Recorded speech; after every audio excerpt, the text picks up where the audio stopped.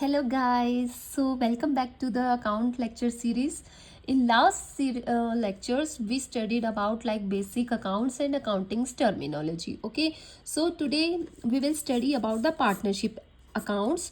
Partnership accounts जो है एक बहुत इंपॉर्टेंट टॉपिक है. आप 11th-12th में है या बीकॉम में है या बीबीए में है या आप HPSC असिस्टेंट प्रोफेसर की तैयारी कर रहे हैं या फिर आप UGC नेट की तैयारी करें, तो हर जगह आपको ये टॉपिक देखने को मिलेगा ही मिलेगा और बहुत इंपॉर्टेंट रोल प्ले करता है. अगर आप बोर्ड एग्ज़ाम दे रहे हैं या किसी यूनिवर्सिटी के एग्ज़ाम दे रहे हैं तो उसमें इसमें से क्वेश्चन आता ही आता है. तो इस जो चैप्टर को हमें 5 टॉपिक्स में डिवाइड किया है. 5 लेक्चर्स में हम इसको पढ़ेंगे. फर्स्ट में हम फंडामेंटल ऑफ पार्टनरशिप पढ़ेंगे, then admission of partner, then retirement of partner, then death of partner and then last में डिसोल्यूशन ऑफ पार्टनरशिप फॉर्म. तो चलिए फर्स्ट स्टार्ट करते हैं फंडामेंटल ऑफ पार्टनरशिप. सो चलिए पढ़ते हैं पार्टनरशिप अकाउंट. पार्टनरशिप बेसिकली क्या होता है, लाइक हमने पिछली क्लास में पढ़ा था एक सोल प्रोपराइटरशिप्स का, कि एक पर्सन है वो जो मतलब बिजनेस चलाता है और उसको अकाउंट्स किस तरीके से वो प्रिपेयर करता है. तो यहाँ पर बारी आती है पार्टनरशिप की. पार्टनरशिप बेसिकली क्या होता है, जब 2 या 2 से ज़्यादा पर्सन आपस में जुड़ जाते हैं और कहते हैं कि हम एक फर्म बनाएंगे, हम बिजनेस स्टार्ट करेंगे, हम बिजनेस को रन करेंगे. इससे क्या होता है कि मान लो एक अकेला पर्सन है, वो पार्टनर मतलब फर्म चलाता है, तो एक तो उसकी क्या होती है, लिमिटेड कैपिटल होते हैं, मीन्स उसके पास जितना पैसा हुआ वो तो उतना ही लगा सकता है. सेकेंडली जो रिस्क बियरिंग होता है वो अकेला बियर करता है उसको. अब अगर उसके पास 2-3 बंदे और जुड़ जाएंगे तो ऑब्वियसली उसकी जो कैपिटल है वो बढ़ जाएगी, वो अपने बिजनेस को और अच्छे से चला सकता है और अपॉर्चुनिटीज उसको अवेल होंगी. सेकेंडली जो रिस्क बियरिंग है वो बढ़ जाएगी, सारा बोझ एक बंदे पे नहीं आएगा, वो पार्टनर्स के बीच में डिवाइड हो जाएगा. तो ये कुछ बेनिफिट्स है पार्टनरशिप के. तो पार्टनरशिप बेसिकली क्या है, सम पर्सन में combine and enter into an agreement, means वो एक एग्रीमेंट में एंटर हो जाते हैं to form a partnership. It is a relation of mutual trust and faith. Basically क्या है, मतलब 2 या 2 से मतलब कुछ बंदे मिलकर आपस में एक दूसरे से हैंडशेक कर लेते हैं कि, और एक एग्रीमेंट, ये इंपॉर्टेंट टर्म है, एक एग्रीमेंट पे वो एक एग्रीमेंट में एंटर होते हैं और तब वो एक पार्टनरशिप की शुरुआत करते हैं. बेसिकली पार्टनरशिप क्या है, एक रिलेशन है म्यूचुअल ट्रस्ट और फेथ का. अब कोई राह चलता बंदा तो किसी के साथ बिजनेस करेगा नहीं, आपस में उनमें ट्रस्ट होगा, फेथ होगा, तभी तो वो पार्टनरशिप में एंटर होंगे. विदाउट ट्रस्ट एंड फेथ वो पार्टनरशिप में एंटर हो ही नहीं सकते, फिर तो बंदा क्या है, सोल प्रोप्राइटरशिप में चला जाए. तो इसीलिए जब ये इसकी नींव है म्यूचुअल ट्रस्ट और फेथ पे रखी गई है, तो इसीलिए क्या है कि जो अकाउंट्स है, जैसे सोल प्रोप्राइटर्स था, मतलब अकेला बंदा था, वो अपने फर्म के अकाउंट्स बना रहा था. क्यों बना रहा था, ताकि वो ये देख सके उसको कितना नुकसान हुआ है, कितना उसको फायदा हुआ है, कहाँ पर से क्या चीज़ आई है, कहाँ पर क्या चीज़ गई है. तो इसीलिए जो पार्टनर्स हैं वो भी ये चाहेंगे कि भाई हमने जो बिजनेस में एंटर किया है, जो फर्म हमने जिसमें हम एग्रीमेंट में आए हैं, उसमें हमको क्या फ़ायदा हो रहा है, कहाँ पे क्या नुकसान हो रहा है, कहाँ से क्या चीज़ आ रही है, कौन सी लायबिलिटी क्रिएट हो रही है, कौन सी एसेट क्रिएट हो रही है. तो इसीलिए जो यहाँ पर भी है कुछ अकाउंट्स बनेंगे, तो वो अकाउंट्स कहलाए जाएंगे पार्टनरशिप अकाउंट्स. और ये जो पार्टनरशिप अकाउंट्स हैं ये क्या होने चाहिए, बिल्कुल ट्रू एंड फेयर होने चाहिए, जैसे हम सोल प्रोप्राइटरशिप में करते हैं. इनमें कुछ गड़बड़ नहीं होनी चाहिए. तो इसीलिए क्या है, एक एक्ट बना, इंडियन पार्टनरशिप एक्ट 1932, जो डील करता है बेसिकली पार्टनरशिप से. तो इसके सेक्शन 4 में क्या है, डेफिनेशन दी गई है पार्टनरशिप की. Partnership is the relationship between persons who have agreed to share the profit. मतलब इन्होंने एग्री किया है कि हम क्या है, प्रॉफिट शेयर करेंगे. प्रॉफिट मतलब पार्टनरशिप कभी भी चैरिटेबल पर्पस के लिए नहीं होती है, वहाँ पर आप पार्टनरशिप नहीं क्रिएट कर सकते हो. पार्टनरशिप फर्म वही फर्म कहलाएगी, मतलब वहीं पर होगी जहाँ पर आप बिजनेस कर रहे हो और उसका मोटिव है प्रॉफिट अर्निंग का. Okay, of a business carried by all or any of the acting for all, means जितने पर्सन एंटर हो रहे हैं एग्रीमेंट में वो सारे भी उसको चला सकते हैं, या फिर वो ऐसे भी कह सकते हैं कि भैया चलो ठीक है, हम पैसा लगा देते हैं, काम आप करो, तो वो भी क्या है, वो भी पार्टनरशिप कहलाएगा। ज़रूरी नहीं है, मान लो 2 पर्सन ने मिलकर पार्टनरशिप किया, तो ज़रूरी नहीं है कि दोनों के दोनों ही बिजनेस करेंगे। नो, ऐसा भी हो सकता है कि मान लो ए पर्सन था, उसके पास पैसा था, उसने कैपिटल लगा दिया, पैसा लगा दिया फॉर्म में, और जो बी पर्सन है उसके पास पैसा नहीं था, तो उसने कह दिया कि चलो भाई काम धाम मैं कर लूंगा, आप पैसा पैसा लगा दो। तो ये भी हो सकता है। Okay, so this is the definition of partnership. Basically क्या है, एक एग्रीमेंट है जिसमें क्या है, पर्सन एग्री होते हैं, किस लिए, ताकि वो एक बिजनेस को रन करे, और उस बिजनेस का क्या प्रॉफिट, क्या मोटिव है, प्रॉफिट को अर्न करना, तभी हम बोलेंगे कि वो एक पार्टनरशिप है। अदरवाइज अगर आपने कोई चैरिटेबल पर्पज से हाथ मिलाया, कोई एग्रीमेंट किया, तो उसको हम पार्टनरशिप नहीं बोलेंगे। नो। देन इसके कुछ फीचर्स है, करेक्टरिस्टिक्स है। फर्स्ट वन इज 2 और मोर पर्सन। ठीक है, यहाँ पर क्या है, पार्टनरशिप एक्ट जो है हमारा, ये बताता है मिनिमम, कि मिनिमम आपके पास 2 पर्सन होने चाहिए है, तभी आप उसको एक पार्टनरशिप बोल सकते हो। 2 से 1 पर्सन की कोई पार्टनरशिप नहीं होती है, लेकिन यहाँ पर मैक्सिमम की कोई लिमिट नहीं दी गई है पार्टनरशिप एक्ट में। सो 2 और मोर पर्सन, 2 पर्सन तो होने जरूरी ही है, इससे ज़्यादा कितने भी हो सकते हैं। ओके, देन एग्रीमेंट, कुछ ना कुछ एग्रीमेंट होना चाहिए आपस में। ठीक है, अब वो एग्रीमेंट क्या है, वो दोनों एक दूसरे को जानते हैं, पर्सन, म्यूचुअल ट्रस्ट है, तो वो वर्बली भी हो सकता है और एक रिटर्न फॉर्म में भी हो सकता है। बेसिकली एग्रीमेंट होना जरूरी है कि इन टर्म्स एंड कंडीशंस पे हम काम करेंगे।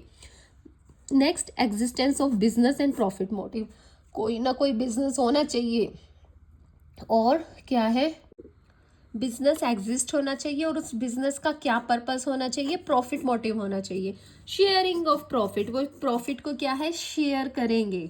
Okay, then relationship of principal and agent, मतलब कि जो पार्टनर्स हैं उनके बीच में कैसा रिलेशनशिप हो सकता है, प्रिंसिपल और एजेंट का भी हो सकता है।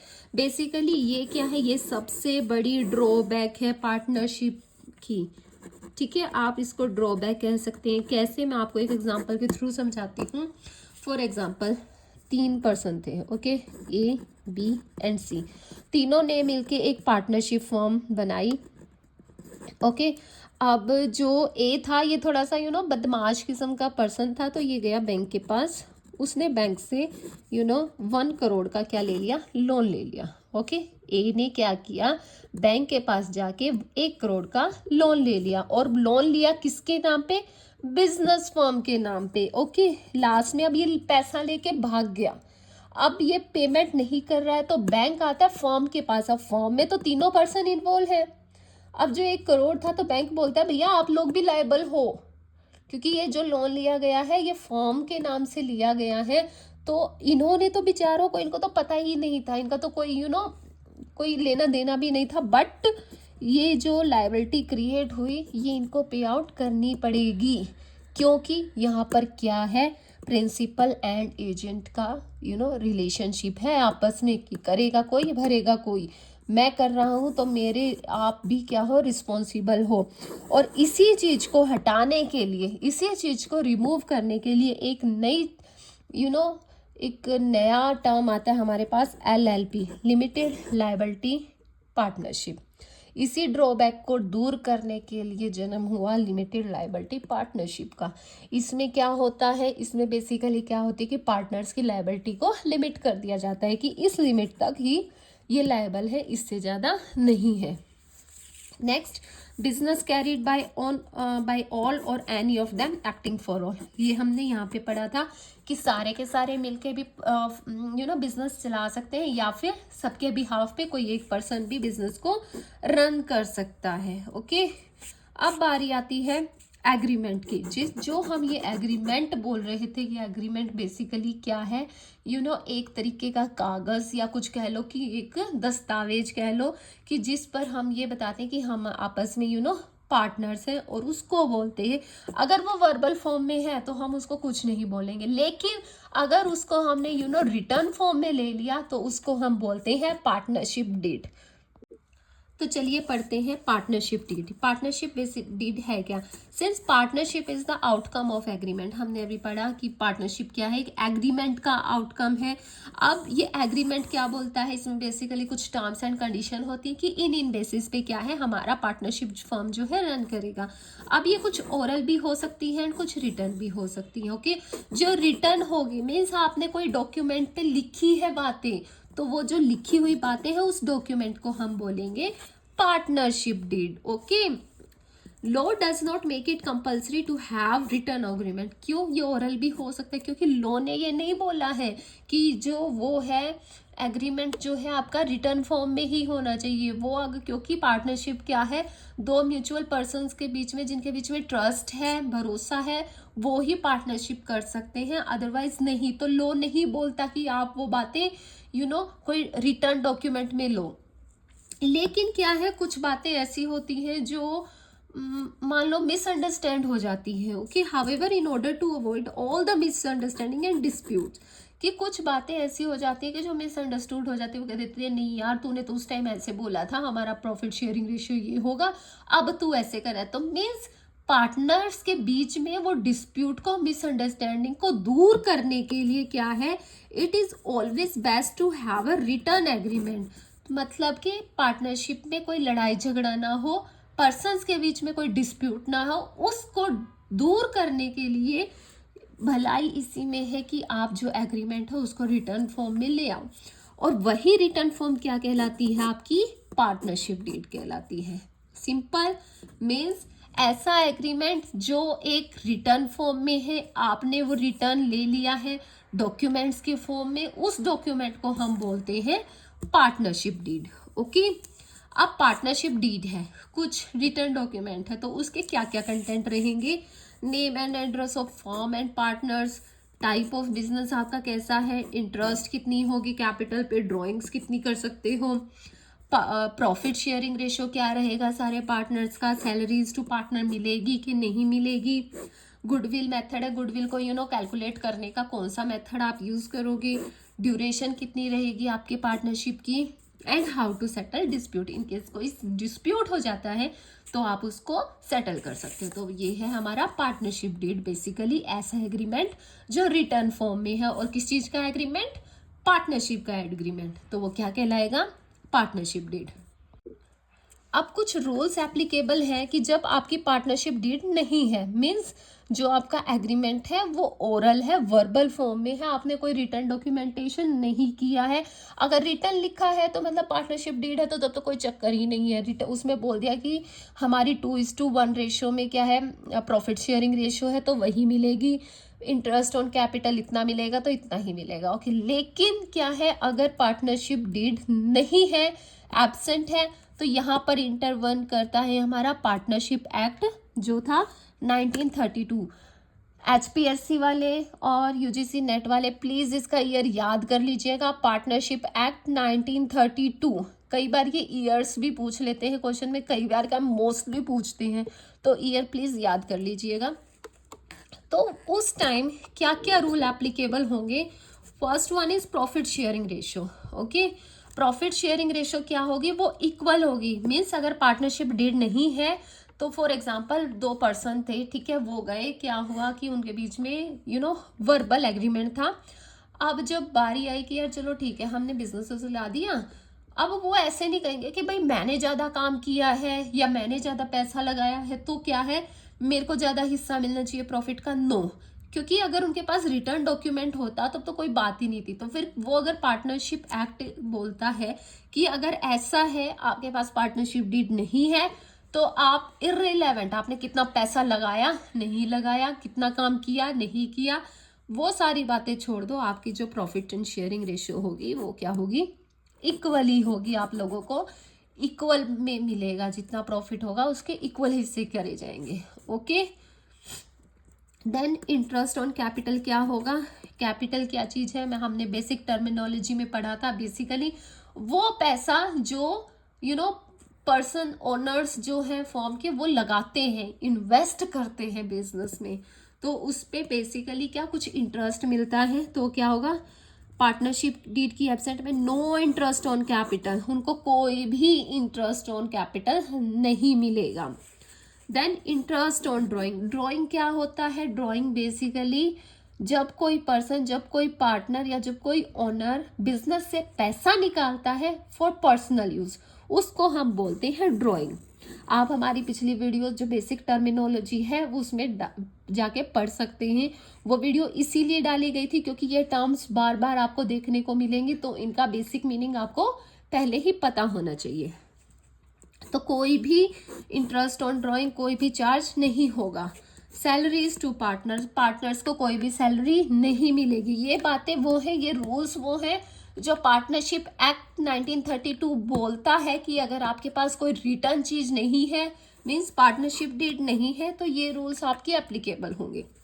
Then admission of a partner, sorry, interest on loan, अगर कोई लोन लिया है किसी पार्टनर ने बिजनेस से, तो उस पर 6% से मीन्स 6% पर एनम पे उस पर इंटरेस्ट चार्ज लगेगा।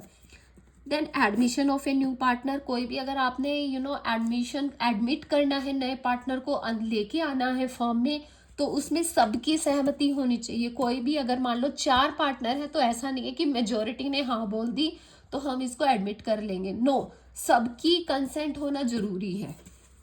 Okay, each partner can participate in conduct of business, कोई भी पार्टनर बिजनेस के कंडक्शन में आ सकता है, पार्टिसिपेट कर सकता है। Each partner can inspect the book of firm, तो जो फर्म्स की बुक है, जितने भी अकाउंट्स हैं, हर पार्टनर, कोई भी पार्टनर जो है उनको जांच पड़ताल कर सकता है उनकी। ओके, तो ये रूल्स थे बेसिकली जब हमारी पार्टनरशिप डीड नहीं होती है, तो ये रूल्स एप्लीकेबल होते हैं। अब बारी आती है पार्टनरशिप अकाउंट्स को प्रिपेयर करने की। तो जो अकाउंट्स हैं पार्टनरशिप के, हम प्रिपेयर करेंगे फर्म के पॉइंट ऑफ व्यू से, ना कि पार्टनर्स के पॉइंट ऑफ व्यू से। क्यों?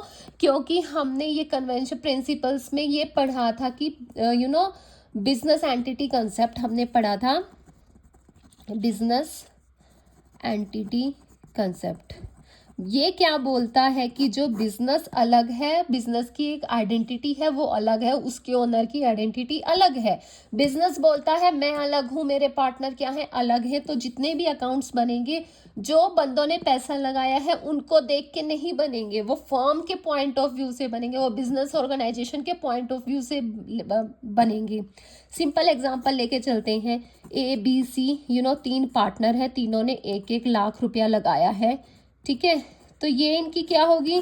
ये तो इनकी इन्वेस्टमेंट होगी। लेकिन हमारा कंसेप्ट क्या बोलता है कि बिजनेस अलग है और पार्टनर्स जो उसके ओनर है वो अलग है। तो फर्म के लिए ये क्या होगी? इन्होंने फर्म को पैसा दिया है, मीन्स फर्म ने इनसे पैसा लिया हुआ है, जिसको हम कैपिटल बोल रहे हैं। तो फर्म के लिए लायबिलिटी हुई, यस। सो पार्टनर्स की कैपिटल फर्म के लिए लायबिलिटी है। समझ में आ गया किस तरीके से हम बैलेंस शीट प्रिपेयर करते हैं? इधर हम एसेट शो करते हैं, इधर हम लायबिलिटी शो करते हैं। एक और होता है हमारा कैपिटल, इसलिए हम बोलते हैं asset is equal to liability plus capital. तो जो एक कैपिटल है इसको हम इंटरनल लायबिलिटीज भी बोलते हैं, मीन्स ऐसी लायबिलिटी जो इंटरनल ही ली गई है। अगर फर्म इनसे पैसा नहीं लेता तो वो कहीं ना कहीं और से तो पैसा लेता, वो लोन होता, तो वो क्या होता, फर्म की लायबिलिटी होती। बट इसने क्या है, फर्म की जो कैपिटल है, जो पैसा लगाया, बेसिकली ये इंटरनल पर्सन ने ही लगाया है, जो उसके ओनर है। तो ये क्या कहलाएगी? इंटरनल लायबिलिटी कहलाएगी, और बाकी सारी एक्सटर्नल लायबिलिटीज कहलाएंगी। ओके, तो इसीलिए जो पार्टनर्स की कैपिटल है वो फर्म के लिए क्या है, लायबिलिटी है, तो उसका बैलेंस हम क्रेडिट में शो करेंगे। ओके, अब बारी आती है, अगर कैपिटल बढ़ रही है या फिर कैपिटल घट रही है। अब कैपिटल बढ़ेगी कैसे? लाइक सैलरीज टू पार्टनर, ठीक है, कमीशन कोई मिला है पार्टनर्स को, या इंटरेस्ट ऑन कैपिटल मिला है पार्टनर्स को। तो इस तरीके से क्या है कि पार्टनर्स की जो कैपिटल है वो बढ़ेगी। Reserve, share in reserve, goodwill reserve received, okay, इन तरीकों से क्या है कि जो पार्टनर्स की कैपिटल है वो इंक्रीज होगी। अगर कैपिटल अकाउंट में इसको फिर हम क्रेडिट साइड पे शो करेंगे। क्यों? क्योंकि पार्टनर्स की कैपिटल बढ़ गई है। लेकिन अगर कैपिटल डिक्रीज हुई है, किसकी कैपिटल, पार्टनर्स की, तो वो डेबिट साइड में आएगी। और कैपिटल डिक्रीज कैसे होगी, कैपिटल विड्रॉ किया है कुछ अमाउंट उन्होंने, इंटरेस्ट ऑन ड्राइंग है, okay, interest on loan from firm, कि मतलब उन्होंने ड्राइंग की है और उस पर उनको इंटरेस्ट पे आउट करना पड़ रहा है, या कोई लोन लिया है फर्म से उस पर इंटरेस्ट पे कर रहे हैं। तो ये सब चीज़ें हैं जिनसे क्या है, पार्टनर की कैपिटल क्या होगी, कम होगी, और इनको हम शो करेंगे कैपिटल अकाउंट के डेबिट साइड में। अंडरस्टैंड, सिंपल पॉइंट है कि पार्टनर्स की जो कैपिटल है वो फर्म के लिए क्या होगी, लाइबिलिटी होगी, और किस साइड में शो होगी, क्रेडिट साइड। अगर कैपिटल बढ़ रही है वो कैपिटल साइड शो होगी, लेकिन अगर कैपिटल घट रही है तो वो कैपिटल अकाउंट के डेबिट साइड में शो होगी। ओके, अब कैपिटल ऑफ पार्टनर्स है वो दो तरीके की होती है। First one is fix capital and second one is fluctuating capital. Fix capital वो कैपिटल होती है कि जितना एक बार इन्वेस्ट कर दिया, उसके साथ कोई भी छेड़खानी नहीं होगी। फ्लक्चुएटिंग बेसिकली वो चेंज आउट होती रहती है, पार्टनर्स उसमें से विड्रॉ भी कर लेते हैं, एडिशनल कैपिटल भी लगा देते हैं। तो फिक्स्ड कैपिटल है तो दो अकाउंट आपके बेसिकली बनेंगे, partner current account and partners capital account. Current account basically वो अकाउंट होगा जिसमें हम रिक्योरिंग नेचर की ट्रांजेक्शन्स डालेंगे, जैसे interest on capital, goodwill receive, interest receive, salary, तो वो सारी ट्रांजेक्शन्स कहाँ आएंगी, करंट अकाउंट में, और बाकी की सारी मेन वाली कहाँ आएंगी, कैपिटल अकाउंट में। आप सिंपल ये याद रखिए, अगर कैपिटल फिक्स है तो दो अकाउंट प्रिपेयर होंगे, partner current account and partner capital account. लेकिन अगर आपकी जो कैपिटल है वो फ्लक्चुएटिंग नेचर की है तो आपका सिर्फ एक ही अकाउंट प्रिपेयर होगा, पार्टनर्स कैपिटल अकाउंट। तो सारी ट्रांजैक्शंस चाहे वो रिक्योरिंग नेचर की हैं चाहे वो फिक्स नेचर की है, सारी आएंगी आपकी पार्टनर्स कैपिटल अकाउंट में। अब अगर क्वेश्चन में कुछ नहीं बोल रहे हैं, बेसिकली क्या होता है वो क्वेश्चन में मेंशन कर देते हैं कि जो आपकी कैपिटल है वो फिक्स है, लेकिन अगर क्वेश्चन में कुछ भी मेंशन नहीं है तो आप ट्रीट करके चलोगे कि जो कैपिटल है वो फ्लक्चुएटिंग नेचर की है, और उसमें आप सिर्फ और सिर्फ पार्टनर्स कैपिटल अकाउंट ही बनाओगे। अंडरस्टैंड। नेक्स्ट इज इनकी रिकॉर्डिंग हम कैसे करेंगे, बेसिकली इसकी रिकॉर्डिंग भी क्या होगी, डबल एंट्री सिस्टम के अकॉर्डिंग होगी। जैसे हम फर्दर फाइनेंशियल अकाउंट्स बनाते हैं वैसे डबल एंट्री सिस्टम क्या बोलता है कि कोई भी ट्रांजेक्शन है उसके दो जगह पे इफेक्ट होता है। ओके, जैसे सेम वही है, हम सोल प्रोप्राइटरशिप में भी ट्रेडिंग अकाउंट बना रहे थे। ओके, ट्रेडिंग अकाउंट से हमें क्या पता चल रहा था, हमारा ग्रोस प्रॉफिट या फिर ग्रोस लॉस। देन हम प्रॉफिट एंड लॉस अकाउंट बना रहे थे जहां से हमें पता चलता है हमारी नेट प्रॉफिट या नेट लॉस कितना है। लेकिन अब देखो इसमें एक नया अकाउंट आ जाता है, partner profit and loss appropriate account. ये अकाउंट क्या है, बेसिकली देखो जो सोल प्रोप्राइटरशिप थी उसमें तो कोई भी इशू की बात नहीं थी, लेकिन जो यहाँ पर नेट प्रॉफिट या नेट लॉस लिखना ये सबका कॉमन था। चार पार्टनर है, चारों का कॉमन था, लेकिन प्रॉफिट है फॉर एग्जांपल 4000 आपका प्रॉफिट आया है। अब प्रॉफिट वो एक बंदे का तो नहीं है, वो इन चारों का है, तो वो चारों की जो डिस्ट्रीब्यूशन होगी वो होगी profit and loss appropriate account में।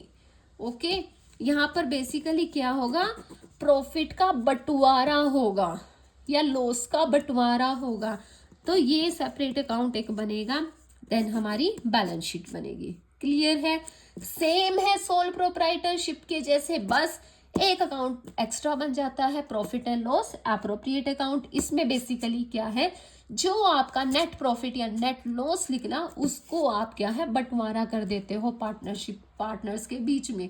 और वो बंटवारा कैसे होगा, हमने पार्टनरशिप डीड में पढ़ा कि हमारे पास क्या होता है, एक partner share profit sharing ratio होती है, उस रेशियो के अकॉर्डिंग उसका बंटवारा हो जाएगा। Okay, all entries related to interest on capital, interest on drawing salaries to partner and division of profit among the partner will be passed only in appropriate account. Okay, so जितनी भी सारी related है means partner से related है, कोई भी interest है capital पे, क्योंकि कैपिटल उसने मान लो एक पर्सन ने 2 लाख लगाया, एक ने 4 लाख लगाया, तो सबका इंटरेस्ट अलग अलग चार्ज होगा, तो वो हम partnership profit and loss appropriate account में शो करेंगे। ऐसे ही इंटरेस्ट ऑन ड्राइंग, जरूरी नहीं है कि हर बंदा ड्राइंग करेगा, हर बंदा पैसा निकालेगा।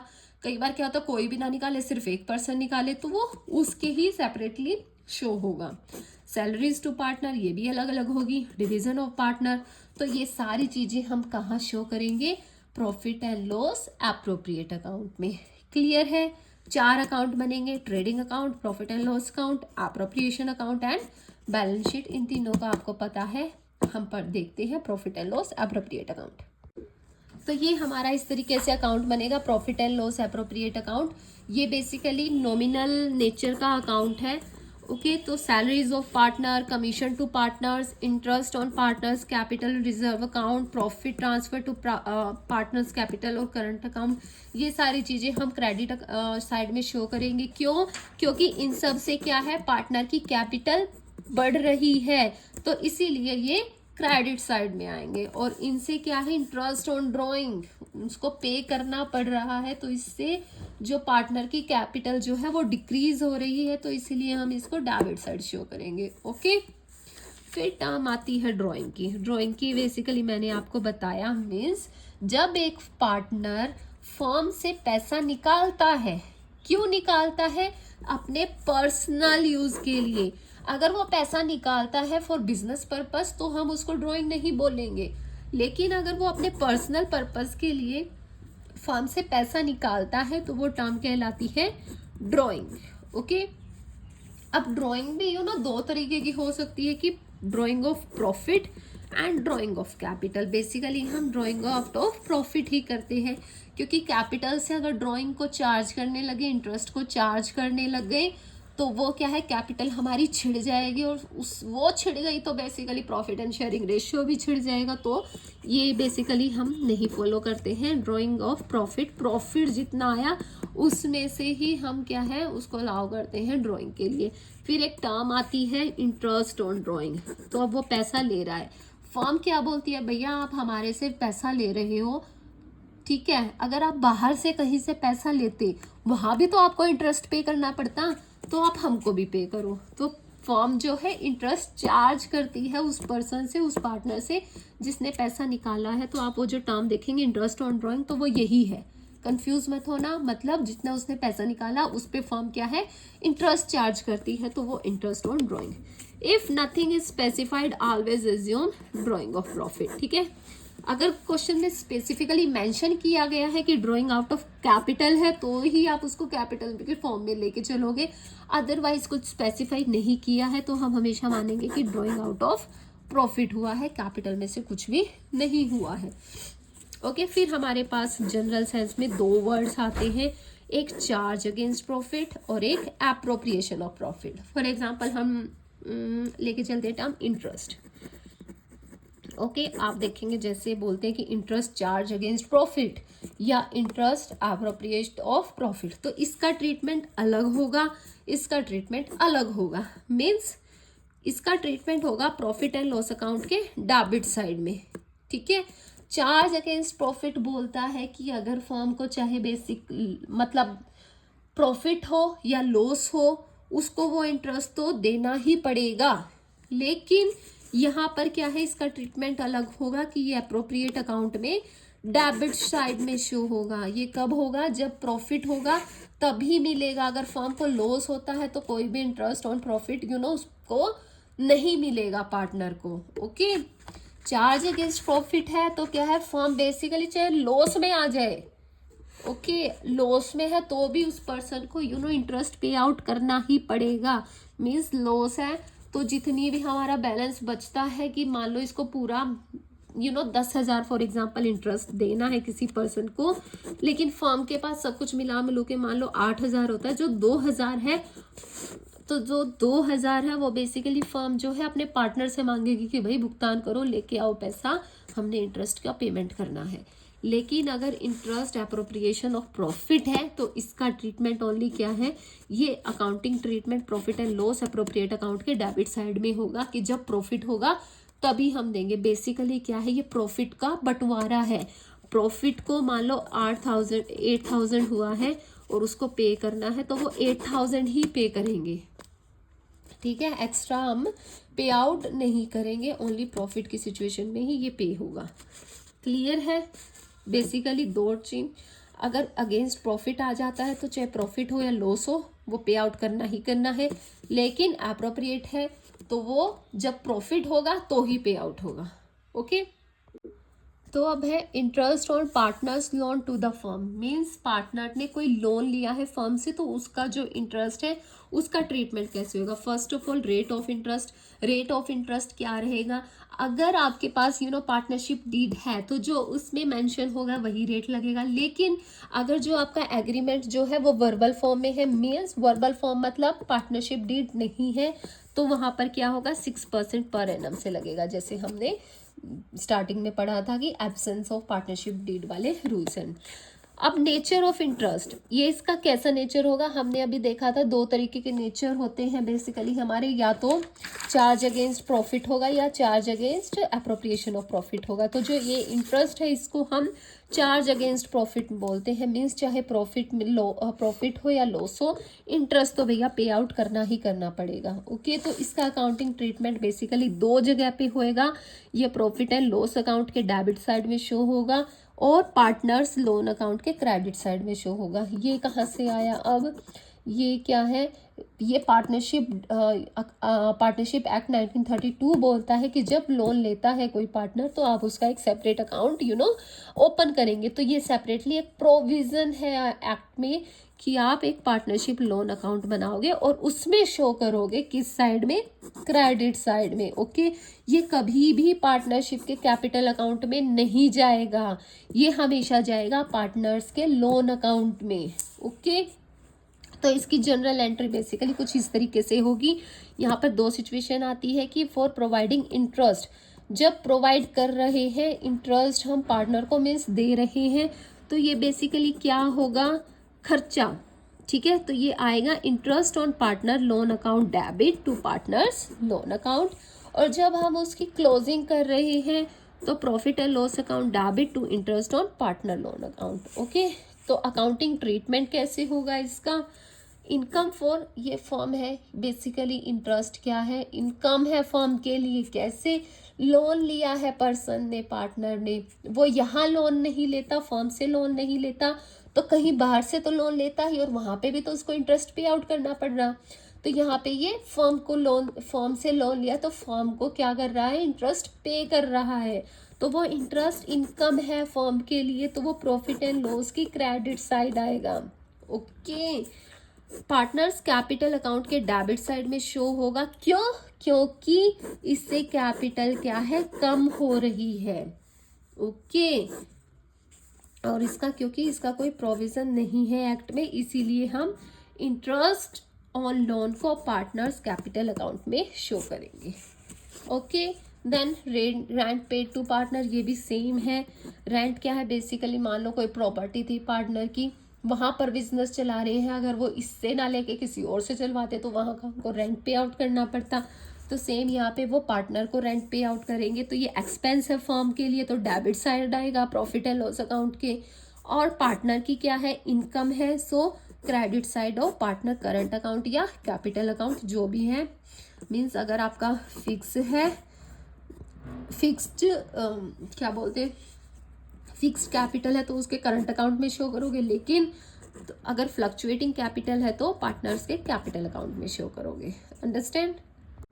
फिर एक टर्म आती है हमारे पास managers commission. Managers commission basically क्या है कि कई बार क्या होता है, हम ये बोल देते बिजनेस, ये फॉर्म बोल देती है कि मैनेजर अगर आप अच्छा काम करोगे तो आपको कुछ ना कुछ कमीशन मिलेगा। अब वो कमीशन किस बेस पे मिलेगा, उसकी हमारे पास दो सिचुएशंस आती हैं कि on profit before charging such commission, कि फर्म ये बोल देती है कि भाई आपको जितना प्रॉफिट हो रहा है उसमें से मिलेगा, मीन्स डायरेक्ट आपको मिल जाएगा। फॉर एग्जांपल रेट हमने डिसाइड कर लिया 10%। ओके, कुछ ना कुछ ये रेट डिसाइडेड होता है, वो आपसी सहमति से होता है इनकी, और प्रॉफिट है मान लो आपका 10,000। ओके, तो हम ये सिंपल इस तरीके से अपना क्या निकाल देंगे, तो उसको 1,000 क्या है, कमीशन मिल गया।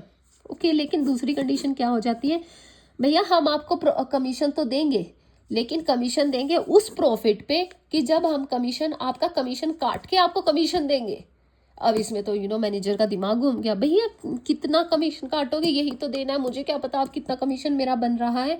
वो फिर कहती है फर्म, भैया जितना आपका कमीशन बनता है ना उसको हम पहले काटेंगे प्रॉफिट में से, फिर उस अमाउंट पे हम आपको कमीशन देंगे। मीन्स अगर मान लो हमारा 10,000 प्रॉफिट हुआ है, ओके, तो ये हमारा अमाउंट हमारे 10% है फॉर एग्जांपल रेट, तो ये जो अमाउंट है ये 110 पे हुआ। कैसे 110 पे हुआ? क्योंकि इसमें इंक्लूडेड है उसका जो कमीशन, वो इसका इंक्लूडेड है, और इस अमाउंट पे अब उसको क्या है, कमीशन मिलेगा। अंडरस्टैंड? तो आप ये फॉर्मूला याद रखिएगा, प्रॉफिट इनटू रेट बाय 100 जब कमीशन चार्ज हुआ बिफोर चार्जिंग सच कमीशन, ओके। लेकिन ये फॉर्मूला चेंज हो जाएगा, प्रॉफिट इनटू रेट बाय में रेट प्लस 100, ये होगा कि आफ्टर चार्जिंग दैट कमीशन उसको हमने कमीशन दिया। अब ये देखो ये आ गया इंटरेस्ट ऑन ड्राइंग, हमने पढ़ा था ना, ड्राइंग पे जो फॉर्म है इंटरेस्ट चार्ज करती है तो उसको इंटरेस्ट ऑन ड्राइंग बोलते हैं। अब ये क्या है, may be calculated from any of the two method discussed. अब इसको हम किसी भी मेथड से निकाल सकते हैं। जो वो फॉर्म है इंटरेस्ट लेगी वो ऐसे ही नहीं होगा, वो कुछ मेथड चार्ज करेगी, मेथड अप्लाई करेगी और जितना इंटरेस्ट बनता है वो चार्ज करेगी। अब दो मेथड हमारे पास बेसिकली आते हैं, simple method and product method. Simple method का क्या फॉर्मूला है, interest on drawing equal to amount of drawing into rate of interest by में 100 इंटू मंथ ऑफ यूज, जितने मंथ आपने वो ड्राइंग को यूज किया बाय में 12। अब प्रोडक्ट मेथड का फॉर्मूला क्या है, interest on drawing equal to total of product into rate of interest by में 100 इंटू 1/12। यहाँ पर हम बेसिकली एक मंथ का लेके चलते हैं, लेकिन सिंपल मेथड में हम उतने मंथ का लेके चलते हैं कि जितने महीने उसने ड्राइंग को यूज किया। अब मैं आपको एक क्वेश्चन से समझाती हूँ ये। सो बेसिकली हमारा क्वेश्चन है कि मिस्टर ए कोई पर्सन है, पार्टनर है वो फॉर्म में, ही withdrew the following amount during the year ending 31 मार्च 2002। हमारा ईयर एंड कब हो रहा है, 31 मार्च, मीन्स वो कब शुरू हुआ, 1 अप्रैल 2021 से लेके 31 मार्च 2022 पे वो ख़त्म हो रहा है, ओके। तो मतलब वो क्या बोल रहा है कि उसने कुछ ड्राइंग्स करी इस साल में इस तरीके से कि उसने 1 मई को क्या है इतने पैसे निकाले, 31 जुलाई को इतने निकाले, 30 सितंबर को इतने निकाले, 30 नवंबर को इतने निकाले, 1 जनवरी को इतने, एंड 31 मार्च को उसने इतने निकाले। अब हमें क्या करना है, इंटरेस्ट ऑन ड्राइंग क्या है, 9% दे रखा है कि कितना इंटरेस्ट लगेगा आपका, 9% लगेगा। आपने क्या निकालनी है, अब ये निकालना है, इंटरेस्ट निकालना है कि एक्चुअल में उसका इंटरेस्ट कितना बनता है। तो पहले देखते हैं सिंपल मेथड। सिंपल मेथड से देखो, 1 मई वाली ले लो, उसने कितनी ड्राइंग्स की है, 2000, हमने लिख दिया 2000। अब आप देखो कि उसने अप्रैल, मई, जून, जुलाई, अगस्त, सितंबर, अक्टूबर, नवंबर, दिसंबर, जनवरी, फरवरी, बन गए, ठीक है।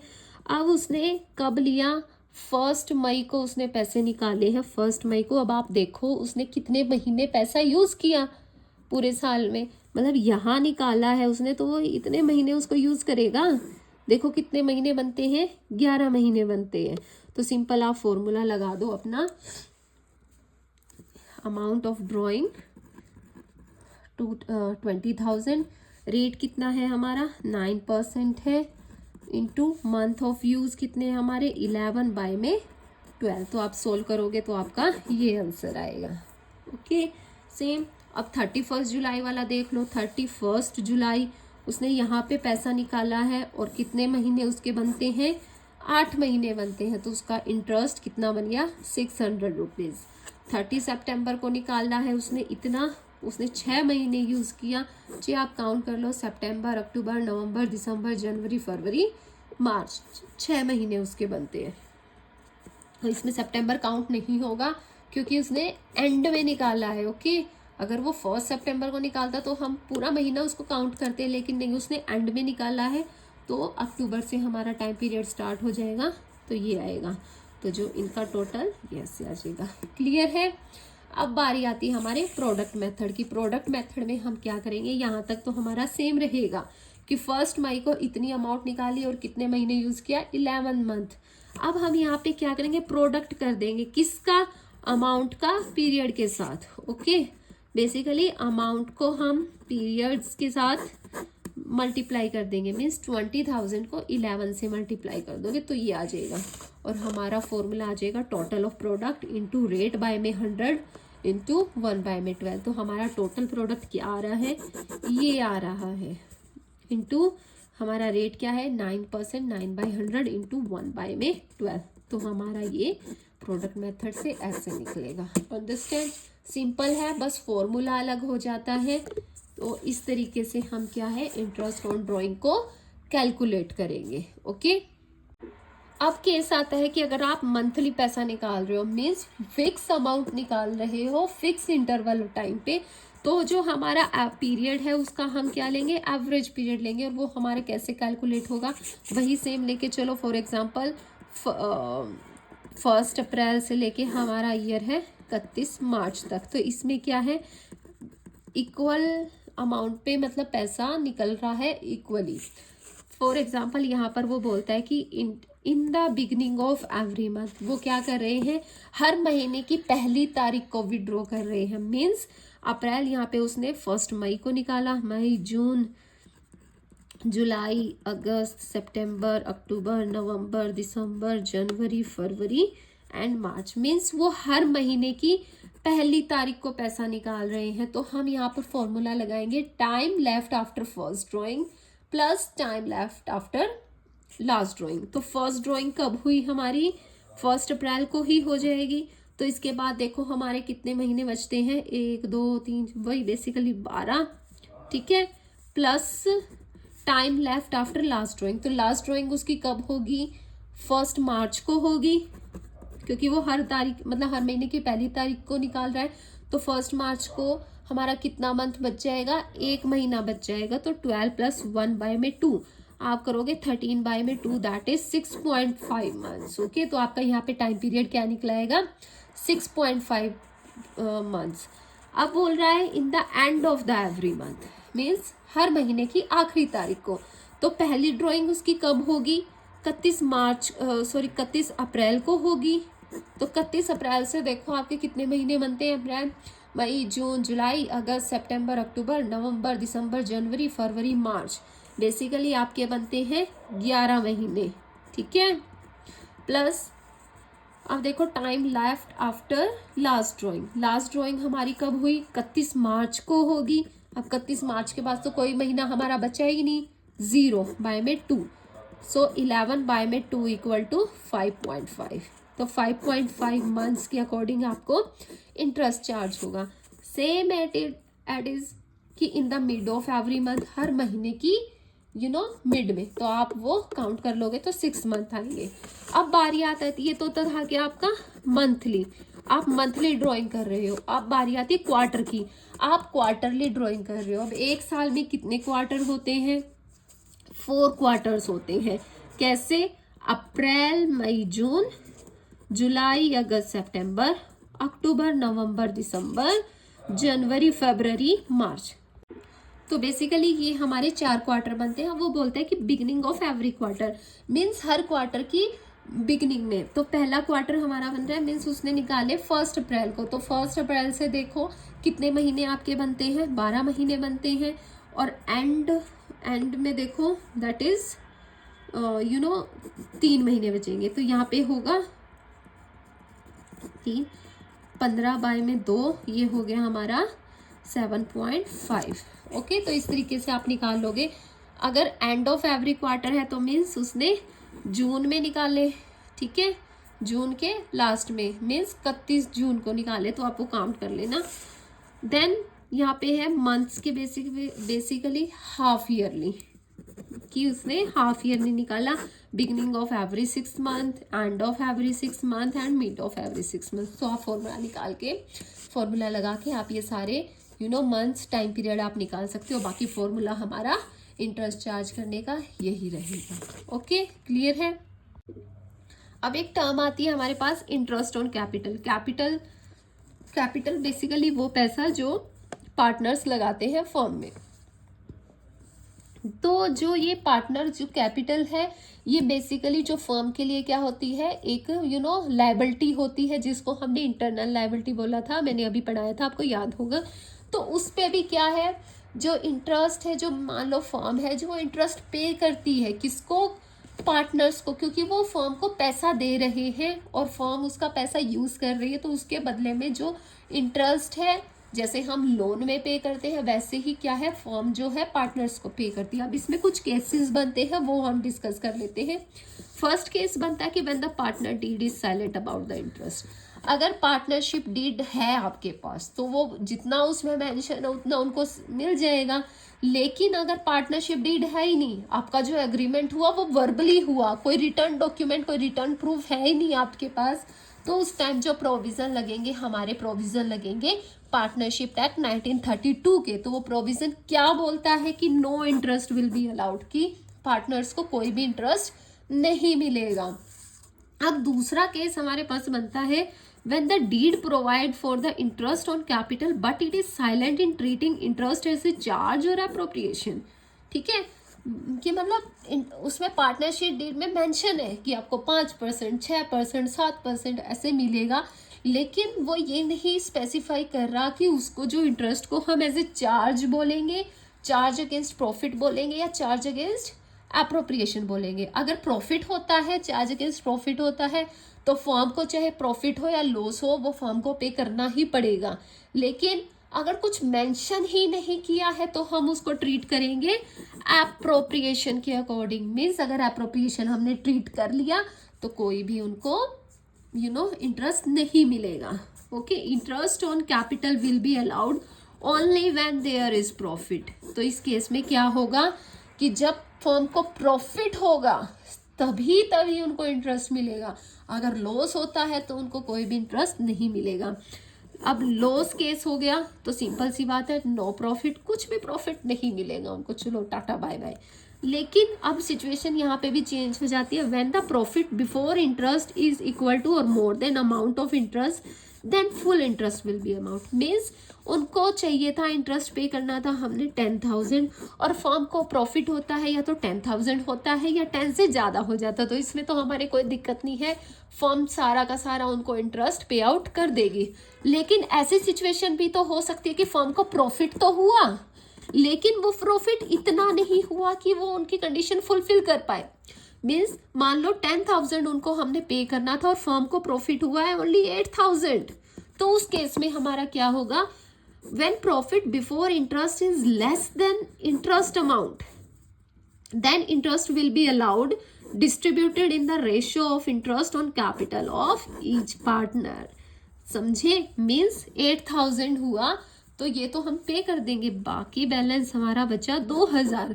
अब ये 2,000 क्या है, ये फर्म मंगवाएगी किनसे, पार्टनर से लेके, किस अमाउंट में, जितना उनको रेशियो में मिला है इंटरेस्ट ऑन कैपिटल, जिस रेशियो में डिवाइड होना उस रेशियो से उनसे पहले मंगवाएगी, फिर पार्टनर को दे देगी। सिंपल, पार्टनर का पैसा पार्टनर को ही दे देना।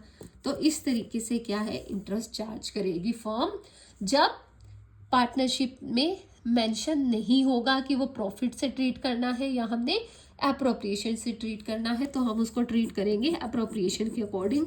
तो उसमें हमारे पास 3 केस आएंगे, लॉस है तो कोई भी नहीं मिलेगा, प्रॉफिट है और उस अमाउंट हमारी पूरी हो रही है या उससे ज़्यादा है तो आराम से उनको पैसा दे देंगे। लेकिन प्रॉफिट तो हो रहा है लेकिन उतना नहीं हो रहा जितनी हम उनकी पेमेंट कर सके, तो जो बैलेंस बचता है तो वो फर्म पहले क्या है, मंगवाएगी, फिर उनको पे कर देगी। ओके, अब थर्ड केस हमारा क्या बनता है, when agreement provide for interest treating interest as a charge. अब यहाँ पर क्या है, एग्रीमेंट ने बोल दिया कि भैया जो इंटरेस्ट है आप उसको चार्ज अगेंस्ट प्रॉफिट करोगे, मीन्स आपको लॉस हो या प्रॉफिट हो वो आपको पे करना ही करना है। Full interest will be allowed weather profit और लॉस।